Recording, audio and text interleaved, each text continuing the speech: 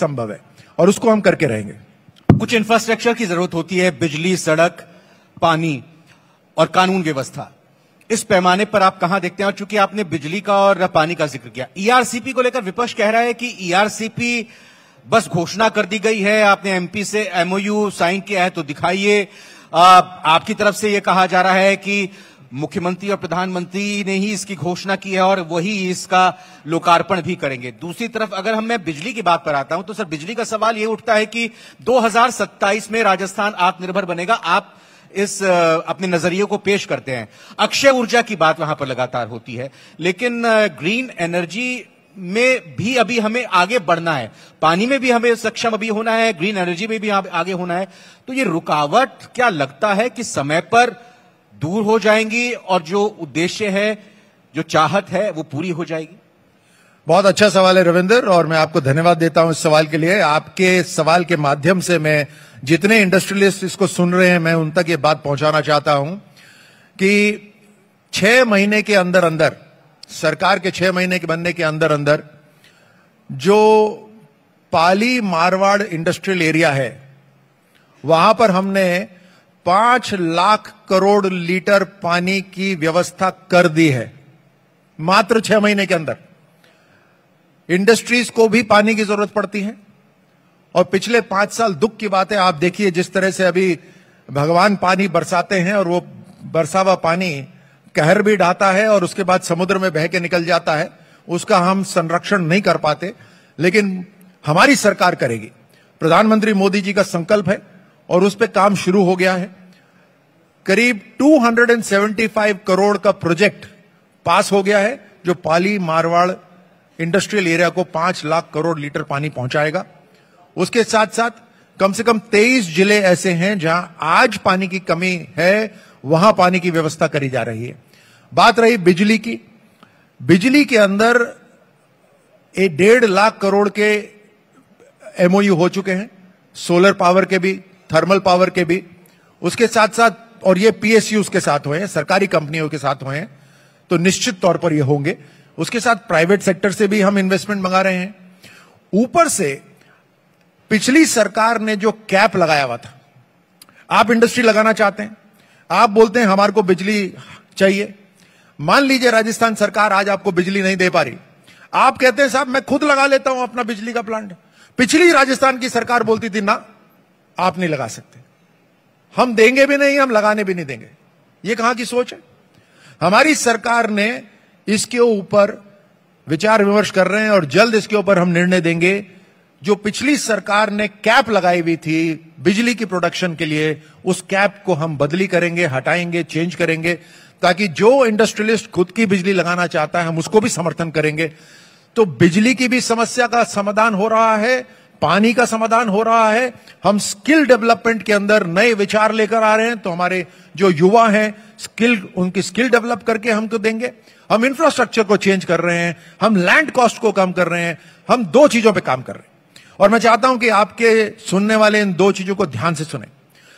हम एक तो ईज ऑफ बिजनेस करना चाहते हैं, बिजनेस सरल हो, लाल फीताशाही नहीं हो, आपको भागना नहीं पड़े, दरवाजे खटखटाने नहीं पड़े, ईज ऑफ बिजनेस हम करेंगे। और दूसरा, हम कॉस्ट ऑफ बिजनेस कम करेंगे। आपकी बिजनेस की जो लागत है उसको हम कम करेंगे, आपको हम कॉम्पिटिटिव बनाएंगे, आपको मार्केट के अंदर आपका प्रोडक्ट है वो ज्यादा बेहतर बिकेगा। आपको सरल कर देंगे बिजनेस लगाना, आपके बिजनेस की कॉस्ट हम कम कर देंगे। बिजनेस की कॉस्ट कहां होती है? जमीन अगर महंगी कर देंगे। पिछली सरकार कहती है हमने पैसा कमाया, पैसा कमाना काम था क्या इंडस्ट्री डिपार्टमेंट का? और उसमें हम नहीं जाते कि वो पैसा कहां गया। चलिए ये भी मैं बता, आप ढूंढ नहीं रहे कहां गया? ना ढूंढने की जरूरत नहीं है, मैं बता ही देता हूं। पिछली सरकार ने बड़ी इंटरेस्टिंग चुनाव जीतने वाली योजनाएं बनाई, लेकिन उनके लिए पैसा नहीं था। तो जो इंडस्ट्री ने पैसा कमाया था जमीन बेचकर, वो पैसा उन्होंने डायरेक्ट कर दिया जो लोगों को लुभाने के लिए, उनको भ्रमित करने के लिए, उनको मुफ्त में रेवड़ियां बांटने के लिए, वो पैसा वहां चला गया। इंडस्ट्रीज में भी नहीं लगा, इंफ्रास्ट्रक्चर भी तैयार नहीं हुआ, वो पैसा भी चला गया। और आपने पैसा कमाया कैसे? जमीन बेचकर। महंगी जमीन बेचोगे तो इंडस्ट्री कैसे लगेगी? वो कॉम्पिटिटिव ही नहीं होगी। आज राजस्थान सरकार ने प्रधानमंत्री मोदी जी के आदेश से, उनके विजन से, मुख्यमंत्री जी ने, इंडस्ट्री ने यह तय कर लिया है, हमारे जो सहयोगी हैं, जो बिजली विभाग है, हमारा जयपुर डेवलपमेंट अथॉरिटी और यूआई हमारा अर्बन अफेयर्स है, सबने यह तय कर लिया है कि हम जमीन कम दरों पे देंगे। जो 200-250 करोड़ रुपए की लागत पहले ही साल में लगाएगा वो आएगा और सीधे सीधे हमसे जमीन लेके जाएगा कम दरों पे। तो हम बदले में राजस्थान को फिर क्या मिलेगा अगर सस्ती जमीन जाएगी तो? इंप्लॉयमेंट जनरेशन हो रहा है, इंडस्ट्री आ रही है। जब एक ऑटोमोबाइल कंपनी लगती है तो हैंडल बनाने वाला कोई होता है, नीचे मैट बनाने वाला कोई होता है, कार के अंदर जो तार जाते हैं वो बनाने वाला कोई और होता है, शीशा बनाने वाला कोई और होता है। इतनी सारी इंडस्ट्रीज आ जाती हैं। उस तरह से हमारा टेक्सटाइल बढ़ रहा है, हमारा हैंडीक्राफ्ट बढ़ रहा है। हर तरह से हम इंडस्ट्रीज लेकर आएंगे जिससे एक माहौल ऐसा बनेगा जिसके अंदर हमारे नौजवानों को रोजगार मिलेगा। एक सवाल मैं यही करना चाह रहा था, क्योंकि 4 लाख सरकारी रोजगार देने की बात सरकार ने कही है और दृढ़ संकल्प होकर उस पर आगे बढ़ रही है। दूसरी चीज ये कि फिर आपके जिम्मे अगर इंडस्ट्रियल डिपार्टमेंट है, अगर कॉमर्स एंड इंडस्ट्री डिपार्टमेंट आप देखते हैं, तो क्या लगता है प्राइवेट सेक्टर में कितना एम्प्लॉयमेंट जनरेट हो सकता है? 4 लाख नहीं, 5 लाख। 1 लाख तो हम पहले ही साल में दे रहे हैं और हम 5 लाख का लक्ष्य लेकर चल रहे हैं। और हम ये जो एम्प्लॉयमेंट जनरेशन है, हम इसको इसीलिए कर पाएंगे क्योंकि हम इंडस्ट्रियलाइजेशन कर रहे हैं, सरल कर रहे हैं। ये मानसिकता कि अरे वो आएगा उसको हम जमीन दे देंगे तो वो पैसे कमा लेगा, ये मानसिकता गलत है। हमें चाहिए हमारे जो राजस्थान के लोग हैं वो अपनी इंडस्ट्रीज लगाएं और उससे फिर एम्प्लॉयमेंट जनरेशन होगा। हर तरह से युवा आगे बढ़ेंगे। उसमें सेल्फ एम्प्लॉयमेंट हो सकता है, सर्विस में हो सकता है, आपके बैंकों को सुविधा मिलेगी, हर तरह से माहौल बनेगा। आपने जो प्रश्न करा कि अगर ये कैसे संभव है, इंडस्ट्री हम कैसे जनरेट कर पाएंगे, वो यही है। ये सारे इंटरकनेक्टेड हैं। पानी, बिजली, एम्प्लॉयमेंट, इंडस्ट्रियलाइजेशन, ये सारे कनेक्टेड हैं इच्छा शक्ति से। सरकार की अगर इच्छा शक्ति है तो पॉलिसी इस तरह से बनाएंगे जो हम बनाने। हालिया बजट की अगर मैं प्रदेश की बात करूं तो 1 डिस्ट्रिक्ट 1 प्रोडक्ट, इस थीम का भी इसमें उल्लेख किया गया है। तो ये आप कैसे सफल होता हुआ पूरा देखते हैं?